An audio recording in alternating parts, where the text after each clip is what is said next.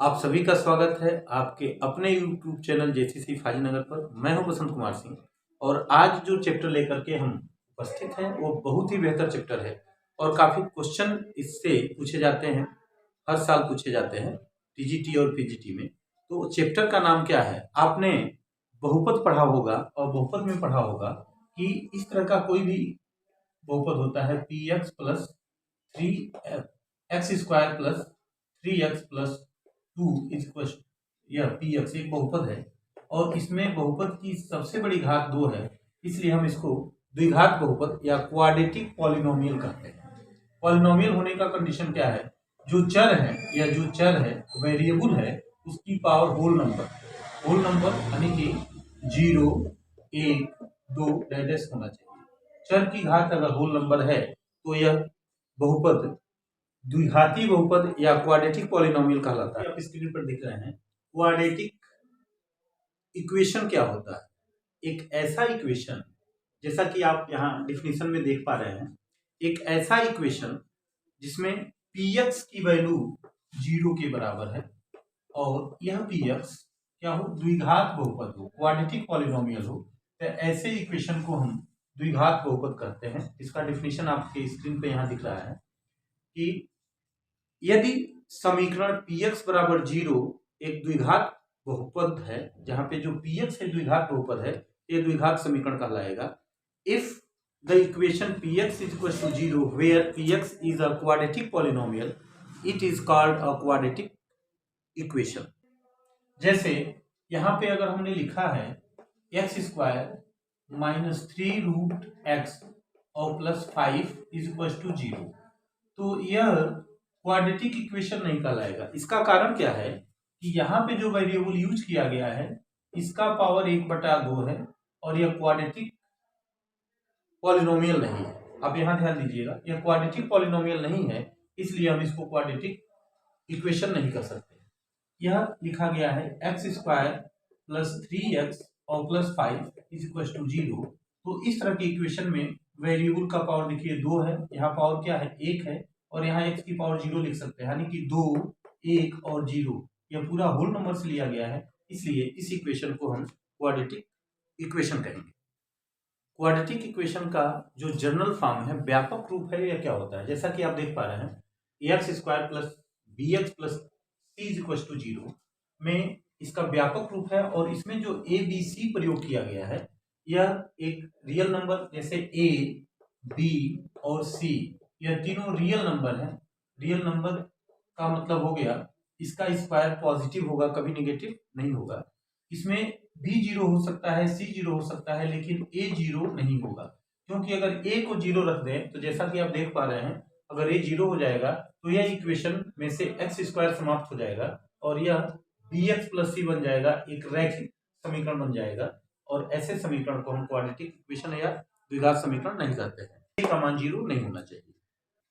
अब जैसा कि आप देख पा रहे हैं कि हम क्वाड्रेटिक इक्वेशन में ए का मान 0 नहीं रख सकते, लेकिन बी का मान और सी का मान 0 रख सकते हैं। तो पहले कंडीशन में यह बताया गया है कि अगर बी का मान 0 हो तो क्या कंडीशन होता है। अगर बी हम 0 रख देते हैं तो हमारा इक्वेशन यहाँ दिखाई दे रहा है, यह हो जाएगा ए एक्स स्क्वायर प्लस सी, इस फॉर्म का हो जाएगा। और इसके हल करने के लिए अगर हम इसको सॉल्व करते हैं तो यहाँ से ए एक्स स्क्वायर बराबर मिलेगा माइनस सी और एक्स स्क्वायर बराबर मिलेगा माइनस सी बाई ए और एक्स बराबर मिलेगा plus minus under root minus c by a, जो कि एक काल्पनिक संख्या है, एक इमेजिनरी नंबर है। हम इसको ऐसे भी लिख सकते हैं plus minus under root C by A iota, यानी कि आई लिख सकते हैं। इसके दो मान आते हैं और यह ध्यान देना है कि जब b की वैल्यू 0 होती है तो क्वाड्रेटिक इक्वेशन के दो मान आते हैं, दोनों मान बराबर है लेकिन चिन्ह में अपोजिट है, विपरीत है, प्लस है तो ये माइनस है। और यहाँ बी सी पॉजिटिव दिया गया था तो इसका मान इमेजिनरी आ रहा है। अगर यहाँ पे a x square minus c is equal to 0 दिया जाता, यानी कि सी का मान निगेटिव होता, तो इस स्थिति में यह सॉल्व करने पर आता एक्स स्क्वायर बराबर सी और एक्स स्क्वायर बराबर हो गया सी बाई ए, तो एक्स बराबर हो जाएगा plus minus under root C by a और यह दोनों मान क्या है, रियल है। यहाँ पे यह रियल नंबर होगा और यहाँ पे यह इमेजिनरी नंबर होगा, इमेजिनरी नंबर यह होगा। तो आपको यह याद रखना है, बहुत ही बेहतर कंडीशन है।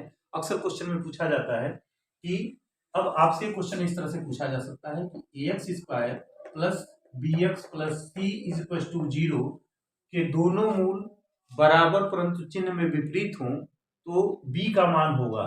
b के किस मान के लिए इस समीकरण के दोनों मूल समान परंतु चिन्ह में विपरीत होंगे? तो आप देख पा रहे हैं कि b 0 होने पर इसके दोनों मान समान होंगे, या तो इमेजिनरी होगा या रियल होगा, लेकिन दोनों मान समान है और चिन्ह में विपरीत है। तो यह क्वेश्चन कई बार पूछा जा चुका है कि ax square plus bx plus c के किस मान के लिए, b के किस मान के लिए इस समीकरण के दोनों मूल बराबर परंतु चिन्ह में विपरीत हों।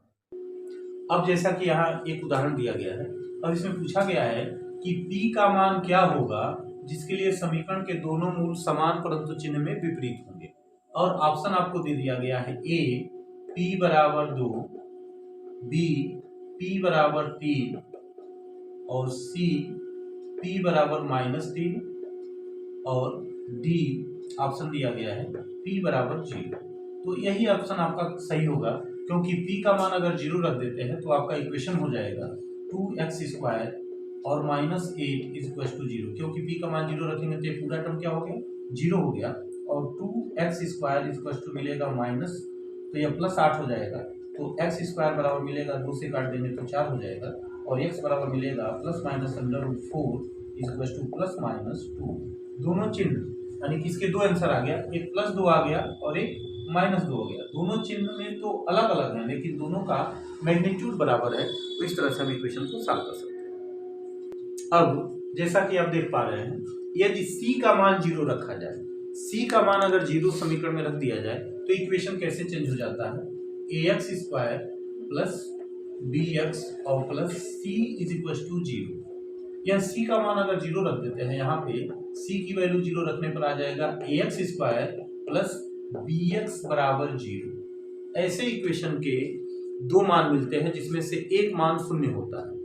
देखिए कॉमन क्या हो जाएगा, यहाँ पे x कॉमन हो गया तो मिलेगा ax plus b is equal to 0।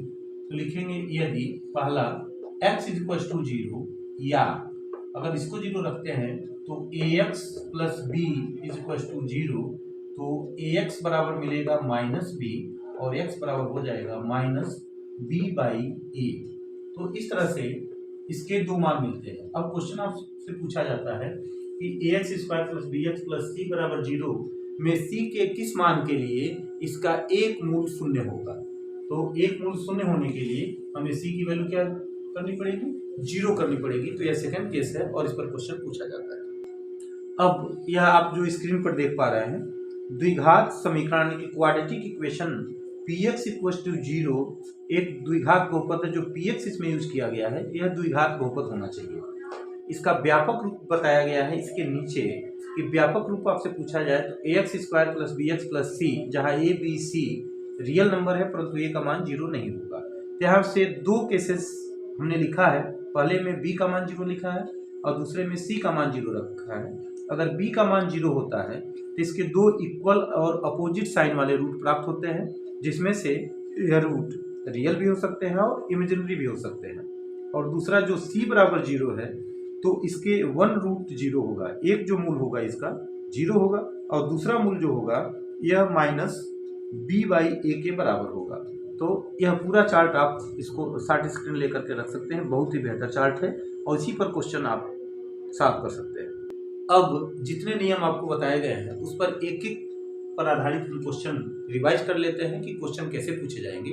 जैसे यहाँ देख रहे हैं क्वेश्चन नंबर 1 में लिखा गया है कि समान परंतु चिन्ह में विपरीत है, तो k का मान क्या होगा, k के किस मान के लिए इस समीकरण के मूल समान परंतु चिन्ह में विपरीत है। ऑप्शन जो दिया गया है आपके स्क्रीन पे, जो ऑप्शन दिया गया है उसमें दिया गया है a बराबर 2, b बराबर 0, c बराबर 4 और d का मान 8 दिया गया है।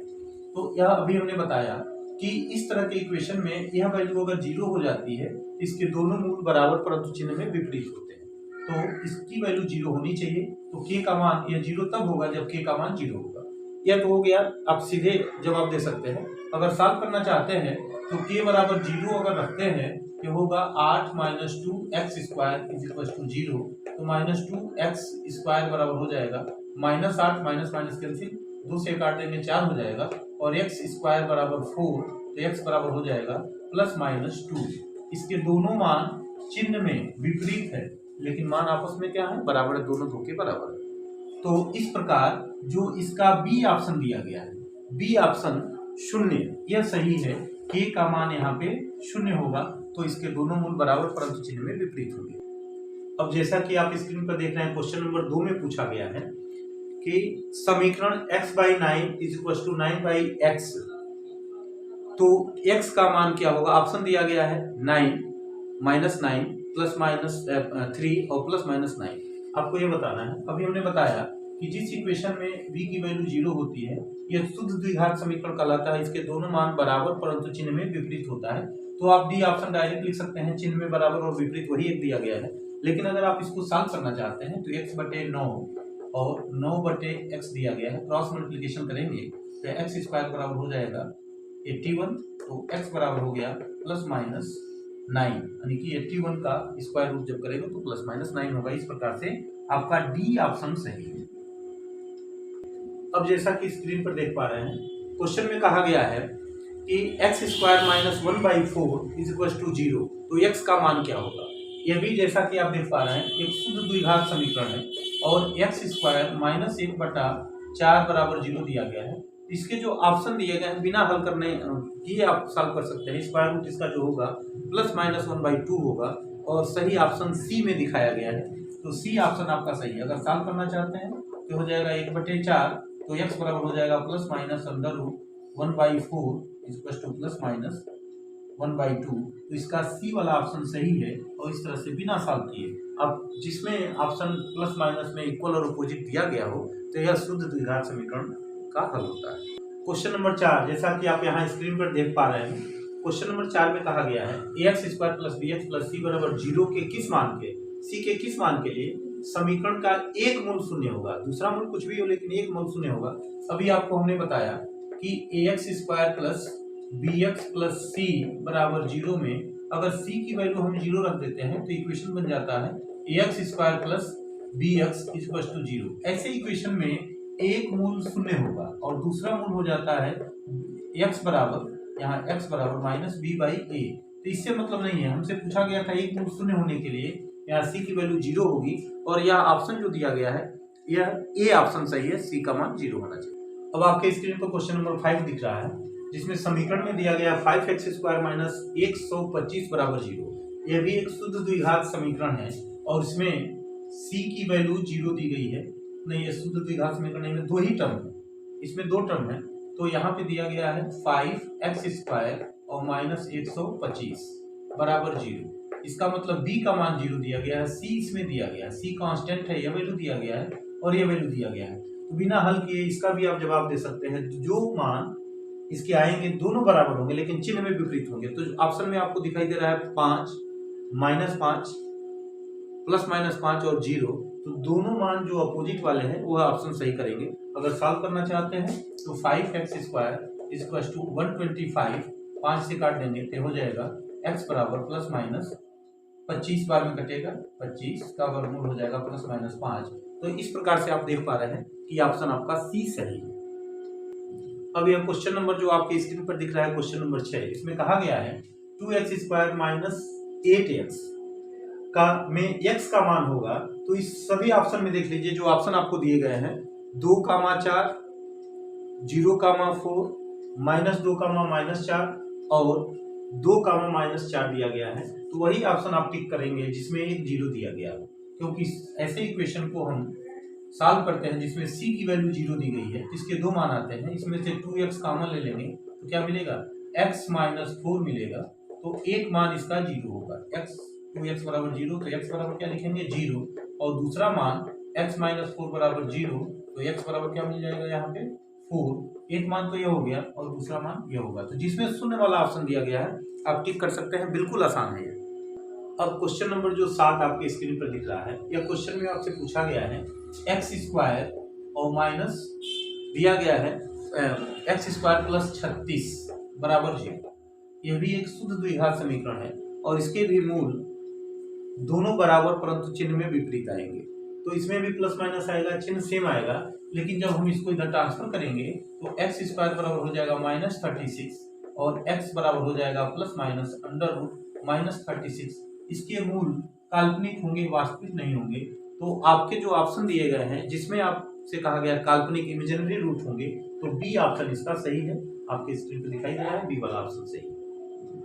अब आपके स्क्रीन पर क्वेश्चन नंबर 8 दिखाई दे रहा है, एक्स स्क्वायर -9 बराबर 0 के मूल होंगे। इसमें आपके मूल वास्तविक होंगे, काल्पनिक होंगे कि शून्य होगा या इनमें से कोई नहीं होगा, ये ऑप्शन आपको बताना है। ये भी एक शुद्ध द्विघात समीकरण है और आप कह सकते हैं कि इसके दोनों मूल वास्तविक होंगे, क्योंकि 9 को जब इधर ट्रांसफर करेंगे तो एक्स स्क्वायर बराबर 9 हो गया, एक पॉजिटिव नंबर है, और इसका जो वर्गमूल होगा स्क्वायर रूट होगा प्लस माइनस 9 का मिल जाएगा प्लस माइनस 3। तो मूल क्या होंगे इसके, वास्तविक होंगे, और ऑप्शन ए में वास्तविक कहा गया है, तो ए ऑप्शन यहाँ पे आपका सही है। क्वेश्चन नंबर 9 आपके स्क्रीन पे दिखाई दे रहा है, एक्स स्क्वायर -8 = 0 के मूल होंगे। तो हमने बताया था इसके भी मूल, यह एक शुद्ध द्विघात समीकरण है और इसमें b की वैल्यू 0 है। इसके दोनों मूल चिन्ह में बराबर, मान बराबर परंतु चिन्ह में विपरीत होंगे। तो जो ऑप्शन आपको दिख रहा है इसमें प्लस माइनस 2√2, यह ऑप्शन आपका सही है। हम यहाँ पे इसको अगर सॉल्व करना चाहते हैं तो लिख लेंगे एक्स स्क्वायर बराबर 8, तो एक्स बराबर हो जाएगा प्लस माइनस √8 और इसकी वैल्यू हो जाएगी प्लस माइनस 2√2। आप इसको प्लस माइनस 2√2 लिख सकते हैं। तो एक्स के दोनों मूल बराबर परंतु चिन्ह में विपरीत है, क्योंकि यह एक शुद्ध द्विघात समीकरण है। तो ऑप्शन आपका ए सही है। अब क्वेश्चन नंबर 10 आपके स्क्रीन पर दिखाई दे रहा है, लिखा गया है ax² + bx + c बराबर 0 में एक, यह द्विघात समीकरण कब नहीं होगा, ये आपसे पूछा गया है। अगर हम b की वैल्यू 0 रख देते हैं तब भी यह द्विघात होगा, द्विघात होने पर कोई प्रभाव नहीं पड़ेगा। c की वैल्यू 0 रख देते हैं तब भी द्विघात होगा, लेकिन a की वैल्यू अगर हम 0 लिख देते हैं ये द्विघात नहीं बचेगा, बचेगा bx + c, जो कि एक रैखिक समीकरण है, और रैखिक समीकरण में एक हल मिलता है, जबकि हमें द्विघात बनाना है तो a की वैल्यू 0 नहीं रख सकते हैं। तो यह ऑप्शन आपका सी सही है, a ≠ 0। तो इस प्रकार से आपने देखा कि द्विघात समीकरण कब होगा कब नहीं होगा, और b की वैल्यू 0 होने पर क्या होता है, c की वैल्यू 0 होने पर क्या होता है, और इससे संबंधित 10 बहुत ही आसान क्वेश्चन आपसे पूछे गए थे। अगर आप इसको तैयार कर लेते हैं तो इन दो चीज़ों पर, b की जब वैल्यू 0 और c की वैल्यू 0 होने पर जो भी क्वेश्चन पूछे जाएंगे आप इसको बड़ी आसानी से सॉल्व कर सकते हैं। और अभी तक आपने इस चैनल को सब्सक्राइब नहीं किया है तो एक बार सब्सक्राइब कर लीजिए, बेल आइकन को दबाना न भूलिए, ताकि आने वाले वीडियो का नोटिफिकेशन आपको मिलता रहे। पूरा वीडियो देखने के लिए बहुत बहुत धन्यवाद। जय हिंद।